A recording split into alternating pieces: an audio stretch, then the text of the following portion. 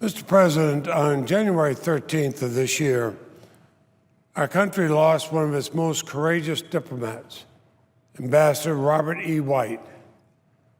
Ambassador White was 88 years old. I knew Bob White. He graduated from my alma mater, St. Michael's College in Vermont in 1952, just 9 years before I did. But I admired him greatly no matter what college he went to, because he had the qualities that every American diplomat should possess: outstanding, extraordinary in intellect, unimpeachable integrity, great courage, and a devotion to the ideals and values of this country. In the 1980s, during the Civil War in El Salvador, the United States, what most historians now know is a bad mistake, steadfastly supported the Salvadoran army despite abundant evidence that some of its elite units were functioning as death squads, arbitrarily arresting, torturing, and murdering civilians they even suspected of supporting the FMLN rebels. And unlike some U.S. officials who turned blind eyes to the heinous crimes that were being committed in the name of fighting communism, Ambassador White refused to remain silent. He publicly condemned the Salvadoran military and the right-wing backers who were implicated in atrocities like the assassination of Archbishop Oscar Romero, who in the past few days was put on the first steps towards sainthood by Pope Francis, but also those who are implicated in atrocities like the massacre of 4 American churchwomen. And for speaking out on behalf of Archbishop Romero and the American churchwomen and those who are being murdered, he paid dearly. He was ridiculed by some here in Congress. He was summarily removed from his job by then Secretary of State Alexander Haig. Now, a January 15th obituary in the Washington Post describes Bob's life and career. And as I was reading it, I could not help but wonder how things might have turned out differently. The powers to be during the 1980s had listened to him.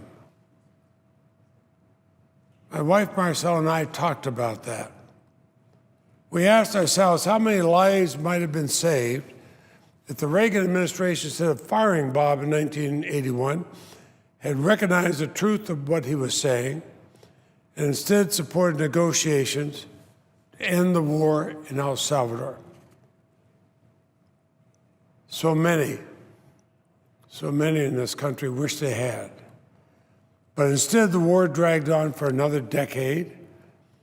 It cost the lives of tens of thousands of people, mostly civilians. The tide only started to turn in 1989, after the cold-blooded murder of the 6 Jesuit priests, their housekeeper and her daughter at the University of Central America. This is a crime the top-ranking Army officers tried very much to cover up.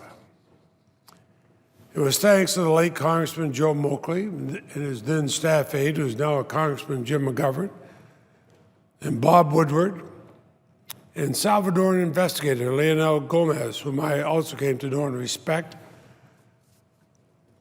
that the plot was uncovered and the killers identified.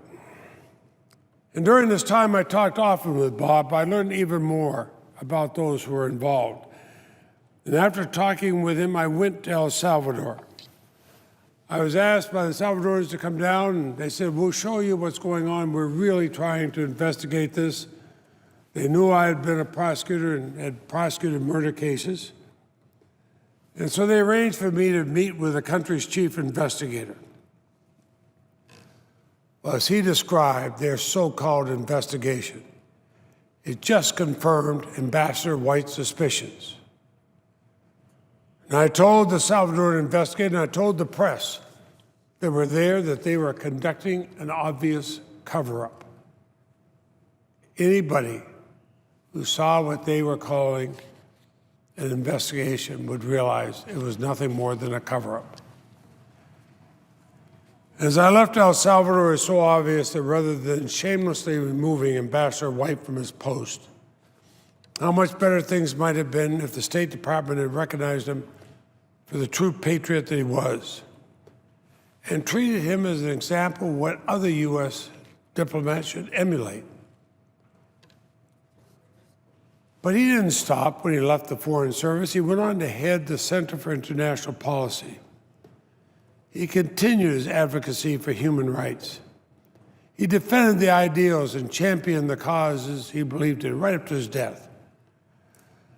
I'd like to think that all of our Foreign Service officers aspire to follow in the footsteps of Ambassador Robert White.